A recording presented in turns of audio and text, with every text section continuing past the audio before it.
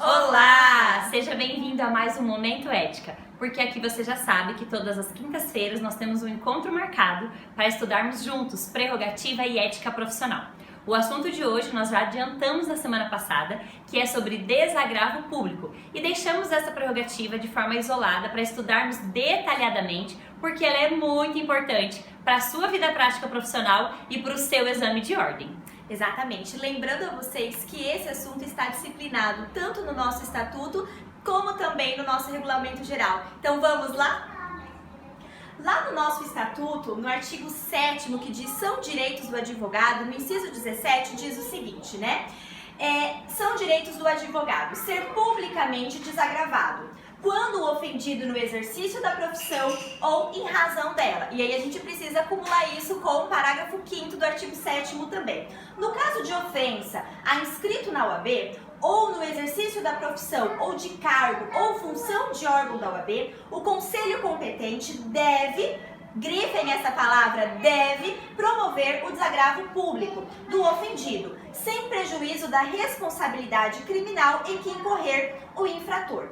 Então vejam que é uma prerrogativa, é um direito do advogado, quando no exercício da profissão ou em razão dela, por cargo ou função que ele ocupa, então ele está fazendo uma audiência, ele tem um cargo dentro da diretoria, ocupa alguma outra função dentro de uma comissão, e em razão disso surge alguma ofensa, cabe aí sim um justo motivo para que seja aberto o procedimento para ser verificado se vai ter ou não o desagravo. Lembrando também que no finalzinho do parágrafo 5º diz, né?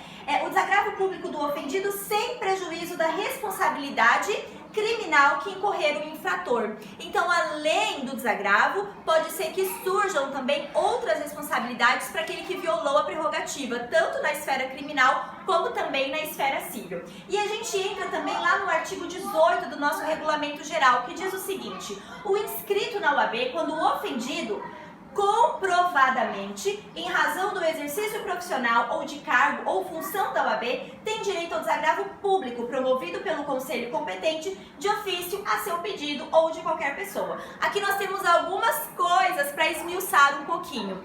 Esse ato em que ocorreu essa violação de prerrogativa precisa ter algum tipo de comprovação. Então, se foi numa audiência, que isso esteja consignado em ata, que tenha uma gravação, que tenha um vídeo, algo que tente comprovar que isso realmente aconteceu. E aí a gente entra no finalzinho do artigo 18, que diz o seguinte, né? Conselho competente, ofício a seu pedido ou de qualquer pessoa. O ofendido, ele pode requerer que seja dado início ao procedimento de desagravo. No entanto, algumas situações que a gente vai ver ao longo da explicação, elas podem ser dadas de ofício em razão desse ato, ou também qualquer pessoa tendo conhecimento disso pode também dar início ao procedimento de desagravo. E é importante a gente deixar claro que o desagravo, ele só tem viabilidade, ele só é uma prerrogativa profissional se ele acontecer no exercício profissional ou em razão de cargo ou função que esse advogado exerça diante dos quadros da OAB. E isso está muito claro no parágrafo 2º do Regulamento Geral, do artigo 18, que vai dizer lá que se a ofensa ao advogado for puramente pessoal, então cabe o arquivamento liminar do pedido pelo relator, que vai acolher esse pedido de desagravo. Então olha lá, o relator pode propor o arquivamento do pedido se a ofensa for pessoal, se não estiver relacionada com o exercício profissional ou com as prerrogativas gerais do advogado, ou se configurar crítica de caráter doutrinário, político ou religioso. Então perceba que o desagravo ele não pode ser utilizado de qualquer maneira, requerido de qualquer maneira. Tem que existir uma prova de ofensa em razão do exercício profissional, né, uma violação clara aí da prerrogativa geral do advogado. Normalmente o desagravo ele acontece porque alguma outra prerrogativa for violada anteriormente, então isso é bem importante a gente deixar claro, ou em razão do cargo ou função que aquele advogado exerça em nome da OAB. O que nos diz o parágrafo 1º do artigo 18 do Regulamento Geral? Então, o relator, convencendo-se da existência ou de indício de ofensa relacionado ao exercício profissional ou de cargo, vai propor ao presidente que solicite informações da pessoa ou autoridade ofensora no prazo de 15 dias, salvo em caso de urgência e notoriedade do fato. Então, como é o procedimento? Então, ou de ofício, ou a pedido do advogado ofendido, ou de qualquer pessoa, esse pedido vai ser recepcionado na OAB, vai ser designado um relator. Esse relator, em regra, vai verificar se existe existência de prova ou indício de violação de prerrogativa, indício dessa ofensa. Se for o caso, então ele vai solicitar informações à autoridade ofensora e, a partir disso, vai fazer o seu relatório. Se ele verificar que não tem indício, se é uma ofensa pessoal, ele pode propor ao presidente o arquivamento liminar do pedido. Mas tem uma exceção.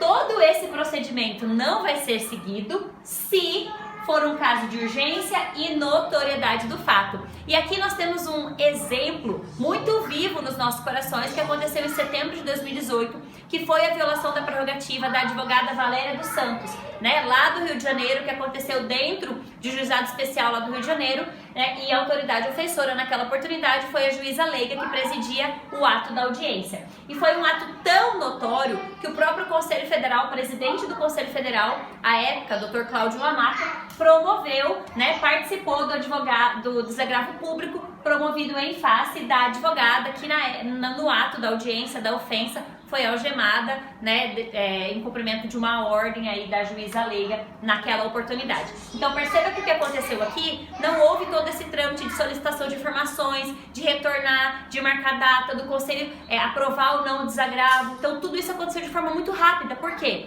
Em razão da urgência e da notoriedade do fato. Foi um fato tão notório que circulou aí em todas as mídias digitais, né, o vídeo, né, dessa advogada sendo algemada no ato da audiência, e isso teve uma repercussão nacional. Então, no mesma urgência do fato da ofensa, precisa ter a resposta da urgência pelo Conselho Federal, pelo nosso órgão que nos ampara. E foi isso que o Conselho Federal fez, dando a resposta à população e mostrando à sociedade que não vai permitir que atos de ofensa à advocacia aconteçam, e por isso foi promovido o desagravo público naquela oportunidade.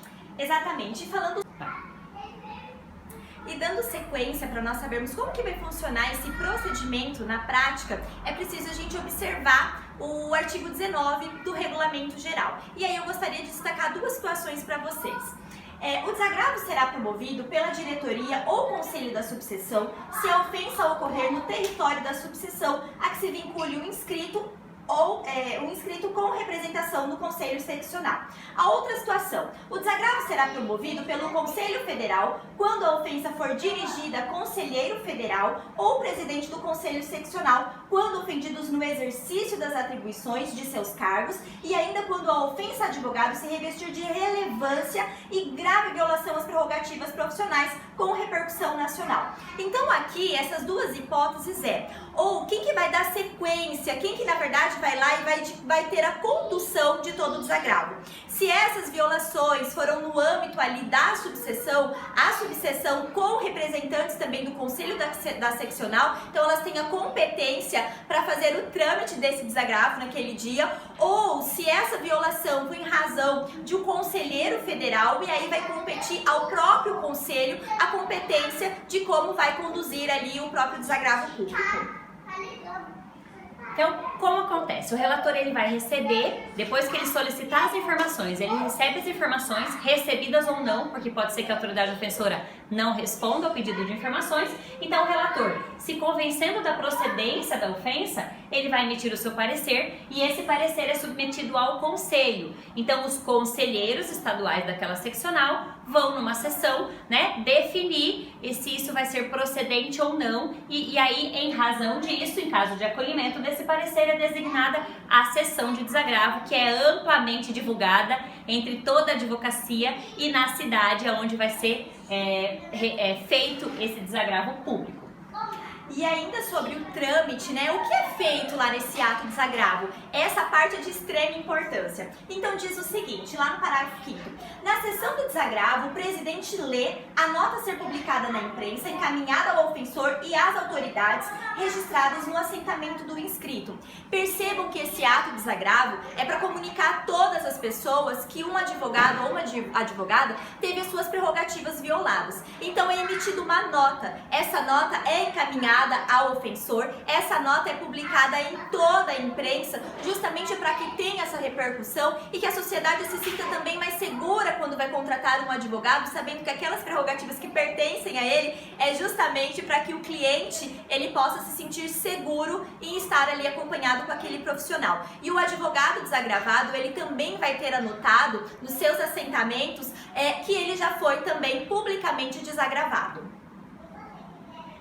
Uma coisa que é muito importante no desagravo: o desagravo independe da concordância do ofendido. O que quer dizer isso? Significa que se o advogado ofendido, não quiser esse desagravo pode acontecer independente da concordância dele ou não. Por quê? Porque é o exercício da prerrogativa que violou a advocacia como um todo. Então tá lá no parágrafo 7º, do artigo do Regulamento Geral, que vai dizer que o desagravo, como instrumento de defesa dos direitos e prerrogativas da advocacia, não depende da concordância do ofendido, que não pode dispensá-lo. Eu não posso dizer, não, eu não quero, devendo ser promovido a critério do conselho. Então perceba que esse desagravo ele pode ser realizado independentemente da concordância do ofendido. Tamanha é a importância da prerrogativa do advogado, que é uma prerrogativa que nós estendemos à advocacia como um todo, à advocacia geral. Então nós não podemos aceitar que as prerrogativas do nosso colega sejam violadas,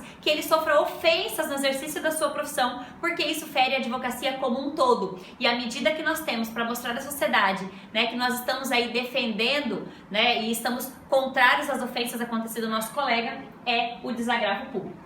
E para nós chegarmos aí, finalizarmos com vocês, nós gostaríamos de compartilhar um pouquinho algumas das experiências que nós tivemos com o desagravo, sendo que nós já participamos de alguns de forma online e também presencialmente. E uma situação que nos marcou bastante aconteceu no ano de 2019, um desagravo público, quando uma colega, ao tentar pegar um processo administrativo, foi impedida, e dali em diante outras situações para que ela não conseguisse exercer de fato a sua função como advogada. Então nós participamos desse ato de desagravo público, e o que a gente tirou desse ato? Levamos também quase 40 alunos nesse dia, choveu, fez sol, e o que marcou mais as nossas vidas foi como que essa união, essas palavras que são proferidas ali, acaba sendo uma injeção de ânimo para que muitas pessoas permaneçam na advocacia, e que se a advocacia num todo ela for forte, a sociedade ela acaba ganhando realmente com toda essa contribuição